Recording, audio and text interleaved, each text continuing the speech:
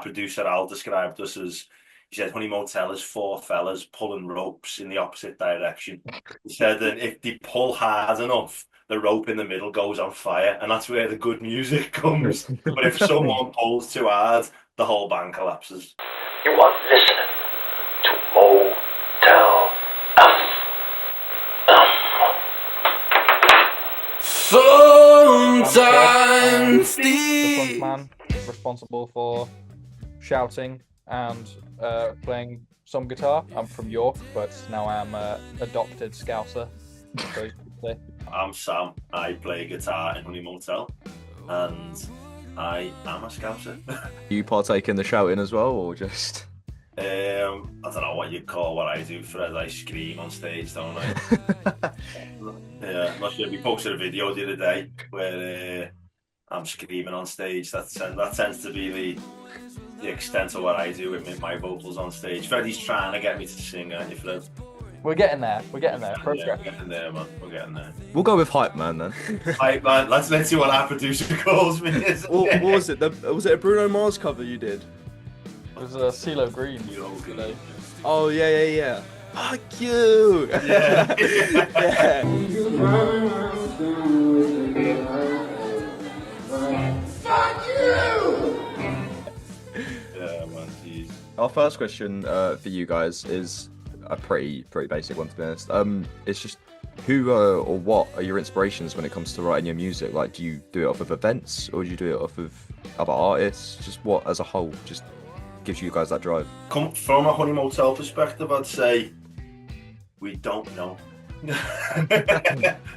tell you the truth, we're all like, yeah, we're four probably quite different individuals musically. Freddie's into Sam Fender, Nothing But Thieves. I'm more into I'm Backseat Lovers. I'm more into Mac DeMarco and Rex Orange County and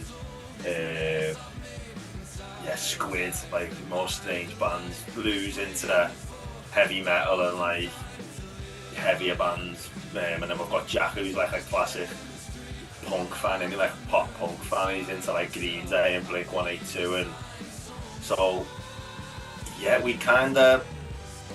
don't have set inspirations where we're all aligned on okay, we want to sound like Wonder Horse or something. We're all just kind of a melting pot, and that's why writing with us can be pretty frustrating and long-winded, because people bring an idea in and they've got in their head I don't know, Freddie might have Nothing But Thieves in his head for an idea, and then it ends up sounding like fucking Mac DeMarco. And he's how has this happened? And it's because the three of us jump on it and then it's just pulled apart. But we're a melting pot of ideas. I don't think we take inspiration from any one band or any collective of bands. It literally is just a melting pot. Our producer Al described us as, he said, Honey Motel is four fellas pulling ropes in the opposite direction. He said that if they pull hard enough, the rope in the middle goes on fire, and that's where the good music comes. But if someone pulls too hard, the whole band collapses. Musically, just falls over. So I'm not even sure I've answered your question there, but have you got anything to add to that, Fred? Yeah, I think that's a perfect description musically. I'd say lyrically, with the current stuff we're releasing and about to release, I would say there's a lot of more emotions and experiences that we've shared as people, as friends, as individuals, rather than any sort of physical thing or events. It's we like to keep the songs, although they're written quite intentionally, and we like to, Sam especially likes to be super weird and creative with lyrics, which is often where either the magic happens or something too weird that makes absolutely no sense comes out. Irreversible damage. Yeah, I have to sort of pull it back and be like, pull it back and just go, maybe we swap that line. But yeah, mostly emotions and experiences that we've been through ourselves is sort of what we've been, I guess, speaking about at the moment. But yeah, we like to keep the tongue open to interpretation. If you read a lyric whatever you think it means, that's what it means. Yeah. That's great. And also, I think everyone having their own music taste combined makes something special, like your own music. It's like so unique and amazing. Yeah, it's got the spontaneity to it, which is what you want. You want to just. We were literally talking, guys, before. At the moment, we're filling out like song write-ups for like the releases we've got coming up. So we're trying to describe what we like, retrospectively look back and figure out what we did, and just talking about that like group dynamic and being at like odds with each other creatively. Sometimes you've kind of just got to trust your bandmates at times, and just I don't get it, but maybe they're onto something that I can't see. So. Like an example, we had this song, didn't we, Fred, where I'd kind of brought it in, and kind of we give it a few weeks, and like the lads are kind of on the sliding on at each other, like this is shit, this is a shit song, you know what I mean? Like this isn't good enough. But Freddie was adamant at it, and I'd kind of accepted that as well. And Freddie was adamant that one of the sections was really good, and I couldn't see it, even though I'd like was the first to like put it down. I just couldn't see it. I was like, I have no idea what this guy's on about. He's lost the plot. The game's gone, man. You know what I mean? I just know what he's talking about. And He's gone. he goes away, rewrites it, brings it in, and it's like, oh, sick, yeah, that's actually class. Like, I just couldn't see it a week before. Then we added some more, and then Freddie was going, I don't think we should add this bit at the end. It makes no sense, but he couldn't see that. Then he asked to trust me, and then we brought it to Lou, and our drummer Lou flipped it on its head again and kind of rewrote the whole feel again. And it's just like, it's a process, man. You just got to kind of trust each other. And Basically, on our own, we're shit.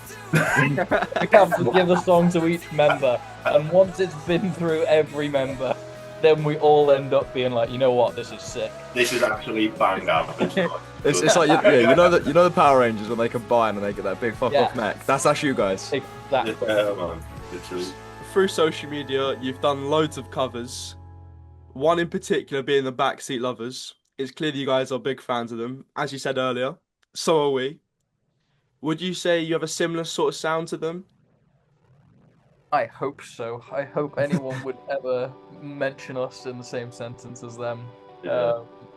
Yeah, massive fans. I don't think we have a similar overall sound to them. I would say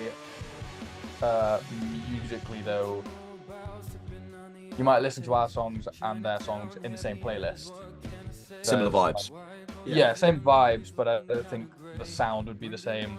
For example, as incredible as he is, there's no way on earth that the Backseat Lovers drummer would write the parts that Lou writes, and vice versa. Like, they're not the same instrumentally, but yeah, the vibes are hopefully in the same realm. I would agree.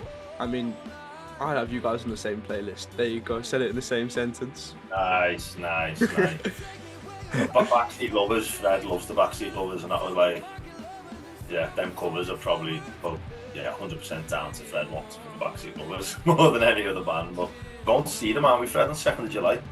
Yeah, buddy. We're seeing them as well. We're catching them in Nottingham. We was going to see them in London, but I have a gig on that day, so I can't go. So we had to push it back. So we got tickets for it, and then what happened the day after? Announced we've got a second London gig. Brilliant. So I'm driving all the way to Nottingham. So where are we going for? Manchester? Manchester, yeah. Yeah, man, should be good. they're so worth it. They're unreal. It's my third time seeing them in Manchester. Saw them in Gorilla like 3.5 years ago, and Wonder Horse supported them. Oh, that is amazing. No one knew who Wonder Horse was, and I wasn't that bothered. So I that's was just gonna say you said they were shit. I was just like, they're alright. Oh, this support is shit. Went back on my phone, and the first song that they played on that gig 3.5 years ago was Leader of the Pack, and I was just there like, these are okay. Yeah, they would have debuted it around then. That would have been right when they released it.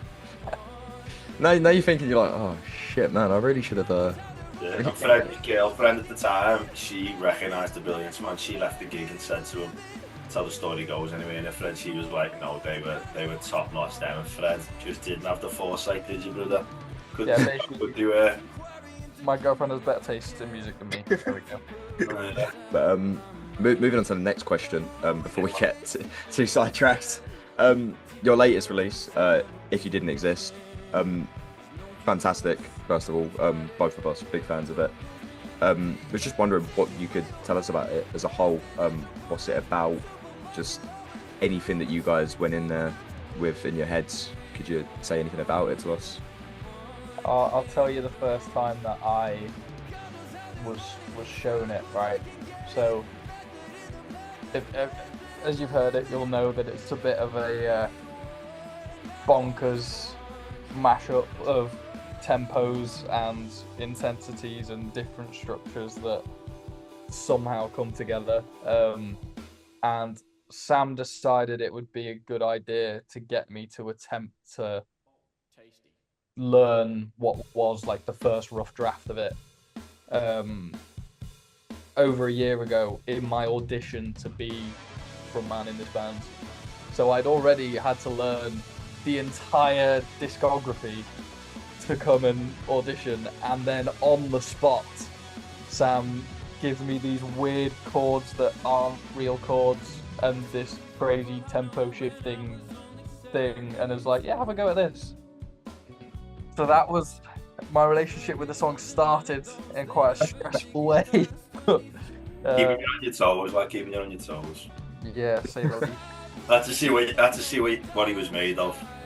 It's that way. Yeah, you can't be in the band if you can't play those chords that aren't chords, you know? Yeah, man, that's it. That's literally the motto for Honey Motel. You can't play chords that aren't chords, you can't be in it, man. So far, there's been no covers. We'll just say that. Yeah, literally. It's difficult, isn't it? I'm sure you give it a good go. I'll probably struggle. You started marketing this song from the end of like last summer, with fans begging for its release. It's clear it's been a big project for you because you've been working on it for so long. And now that it's released, your listeners have just shot up. I think you're almost on like 10,000 monthly listeners, 10,000 streams on that song in like under 2 weeks. Absolutely insane. How does this feel that you've put all this work in and it's finally paying off? Yeah, I think we didn't actually intentionally start the promo for it last summer. It just kind of started a TikTok of Freddie. Like Freddie does this big bellowing outro where he just holds a note. And he literally did it for the first time at Wine Off Festival last year. Didn't tell any of us he was going to do it. He didn't even know he was going to do it himself. He just got to the end of the song and hit this fucking note in the sky. I mean, the boys are like, what the fuck's going on here? This isn't how the song goes, but it was class. And then we put a YouTube short up and a TikTok up of that clip, and like loads of people were like just saying, what's this song? What's this outro? What's this from? Like, where's this song? And then we just kind of were like, do we just start teasing it now then? Even though it's not recorded then? Like, do we just carry on? You know, now that we've got people kind of biting on it, do we carry on? So we just carried on putting TikToks out, and over the months, like, as Christmas approached, loads of people were asking for it, like, what is this song? And yeah, we just went and recorded it then in the end, didn't we, Fred? And then... Yeah, honestly, like, it was an accidental success, the promo for it, because we, like Sam said, it wasn't recorded. It was a way off being recorded back when we posted that first TikTok of it. And that the audio is the audio from the Why Not set that I'd recorded and mixed. And so that's all we had to tease it, was the actual like live recording of us playing it.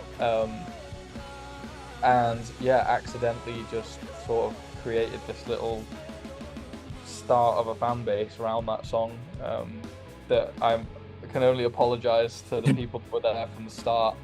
I could list them by name. I'm sorry it took so long, but I hope that we actually had one hardcore fan that loved the song and was so supportive on socials, and we sent them a little recorded version of it that nobody else even has. We sent them that like early, just to say thank you for, you know, supporting. We're sorry, the song's not going to be out for ages, but keep you satisfied. Here's a Hopefully, little- yeah, this will tie you over. We did have one comment, didn't we, where it was like last August, someone was like, "This song's killer, what's it called?" And Yeah. I forgot to reply to them. And then when it come out, we were like, "Oh, let's go through TikTok and like reply to people saying like it's out."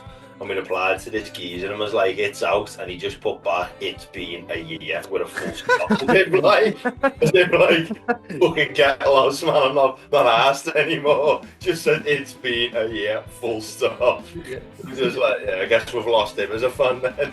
All you gotta do is look back and just think, oh shit, my bad. Yeah, man, I was just like, sorry boys, but yeah, it's been a bit shocking, hasn't it, Freddie? Like on release day, we got up in the morning, it was already like flying on streams, and then it's a few thousand in a day or so, and we were like, what's going on here with these people? Like, are we actually alright, are we? But yeah, a bit shocking, like. I think, like you said, why not though? All it takes is it's that one little spark or that one little moment, and people, it just hits them, and Yeah. they're willing to wait for that release, or then they go through your guys' discography and realise that they are actually something that I love listening to, and I'm gonna stick around for this song. And then obviously you get all your numbers on the streaming platform, and it's like, oh my god, what's happened? Yeah, man, that's it. And go on, sorry. Oh, go for it. No, I was gonna say that that video, I don't know if it was that one, the hitting the note, but it was this song that I found a few months back, and I clicked the follow, kept checking. I forgot about you guys for a little bit. I'll be honest. I mean, Don't blame you, lad. Don't blame you. he just completely stopped. He was like, I don't even know who they are. yeah, it got to like probably about a month ago, and then your videos started coming back. So I listened to your discography. I was like, oh, you know what? They've got some good songs like The Matinee, When We Die, We Die. I fucking love them. And then you go release it. So yeah, I get what you mean. Like, fans will wait for good music. Yeah, man. I mean, except for that one guy who told me it had been a year. I think, yeah, pushed him to his limit. You know what? You should just block him, and then when you're like massive and famous, you're gonna be like, Honey Motel blocked me. You know what? I might just spam them now, and every time we release something, just say, this next song's out, you know. And then, like, 10 years are going to go by on our fourth album. Hey, our fourth album's out, you know. Then, like, if you guys ever like play Glasslow or something, or headline Glasslow, just one time, just send him a photo. Just you lot doing that. Yeah. No, definitely. I feel like I quite show him. But now the song's released. What's next to come? Are you guys planning sort of a tour, or even if it's only a few little dates? A London show maybe. Just what is next for you guys? Definitely can't tell you everything that's coming up, but we have a lot. All I'll say is this first song took a long time to come out, but we're gonna make up for that for the rest of this year, basically. Yeah. There's a lot more to come, and everyone in the band, everything that we've written and recorded recently, everyone in the band would probably agree that If You Didn't Exist is... Everyone else happy?